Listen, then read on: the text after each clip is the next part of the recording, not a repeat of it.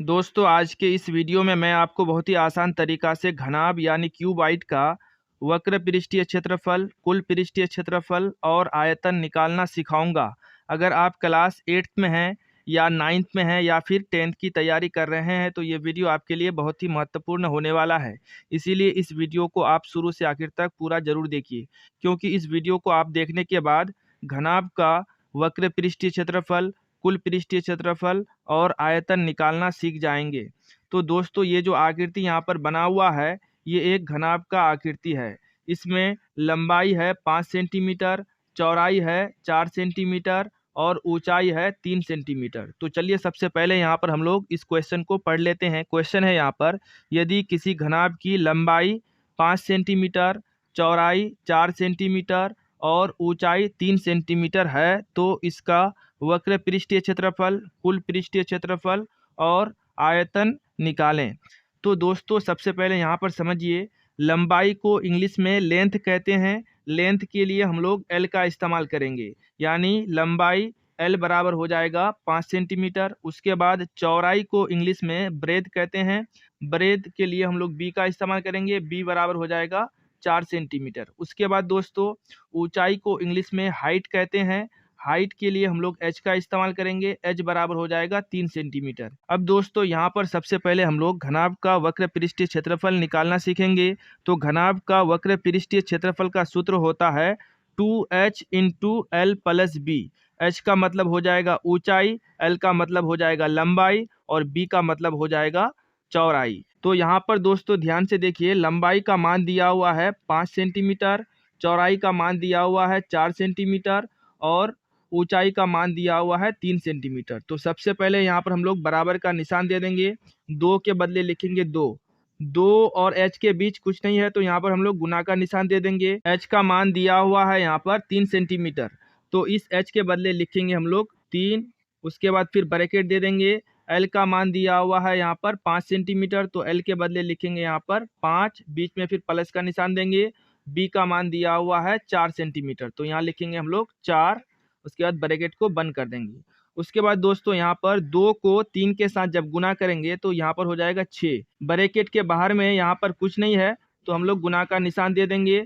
अब यहाँ पर ब्रैकेट के अंदर इन दोनों संख्या को जोड़ेंगे, 5 और 4 हो जाएगा 9, तो यहाँ पर लिखेंगे हम लोग 9। अब दोस्तों यहाँ पर 6 और 9 को गुना करेंगे तो हो जाएगा यहाँ पर 9 6 के 54, तो यहाँ लिखेंगे 54 और लास्ट में लिख देंगे यहाँ पर सेंटीमीटर स्क्वायर। क्षेत्रफल रहेगा तो यहाँ पर लिखेंगे हम लोग सेंटीमीटर स्क्वायर। अब यहाँ पर दोस्तों हम लोग घनाभ का कुल पृष्ठीय क्षेत्रफल निकालना सीखेंगे। तो घनाभ का कुल पृष्ठीय क्षेत्रफल का सूत्र होता है 2 into l b plus b h plus l h. तो सबसे पहले यहाँ पर हम लोग बराबर का निशान देंगे, 2 के बदले लिखेंगे 2। उसके बाद ब्रैकेट देंगे। एल का मान दिया हुआ है यहाँ पर 5 सेंटीमीटर, तो इस एल के बदले लिखेंगे 5। उसके बाद एल और बी के बीच में कुछ नहीं है तो गुना का निशान दे देंगे। बी का मान दिया हुआ है 4 सेंटीमीटर, तो बी के बदले लिखेंगे 4। उसके बाद फिर प्लस का निशान देंगे, बी का मान लिखेंगे 4 सेंटीमीटर। उसके बाद बीच में कुछ नहीं है तो गुना का निशान देंगे।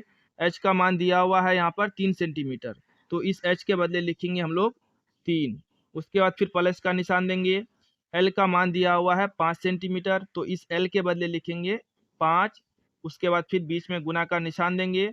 एच का मान दिया हुआ है 3 सेंटीमीटर, तो इस एच के बदले लिखेंगे हम लोग 3। उसके बाद ब्रैकेट को बंद कर देंगे।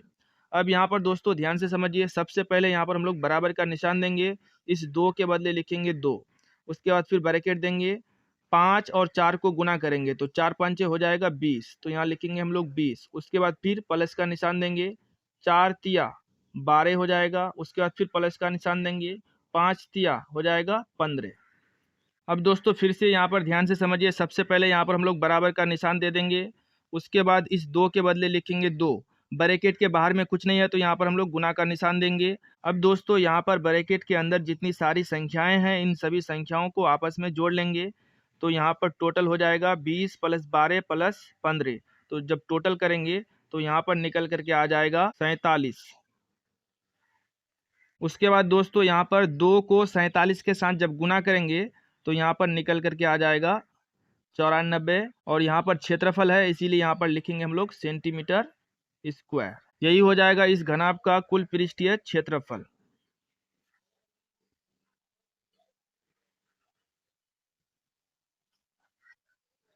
अब दोस्तों यहाँ पर हम लोग घनाभ का आयतन निकालना सीखेंगे। तो घनाभ का आयतन का सूत्र होता है LBH, यानी लंबाई गुना चौड़ाई गुना ऊंचाई। तो L का मान दिया हुआ है यहाँ पर 5 सेंटीमीटर, चौड़ाई का मान दिया हुआ है 4 सेंटीमीटर और ऊंचाई का मान दिया हुआ है 3 सेंटीमीटर। इन सभी को आपस में हम लोग गुना कर लेंगे। तो सबसे पहले लिखेंगे यहाँ पर बराबर L का मान दिया हुआ है 5, B का मान दिया हुआ है 4 और H का मान दिया हुआ है 3। तो इन सभी को जब आपस में गुना करेंगे तो यहाँ पर टोटल आ जाएगा 60। और यहाँ पर आयतन है इसीलिए यहाँ पर हम लोग लिखेंगे सेंटीमीटर क्यूब। यही हो जाएगा इसका आयतन। उम्मीद है दोस्तों ये वीडियो आपको अच्छा लगा है। अगर वीडियो आपको अच्छा लगा है तो इस वीडियो को लाइक और इस चैनल को सब्सक्राइब जरूर कीजिए।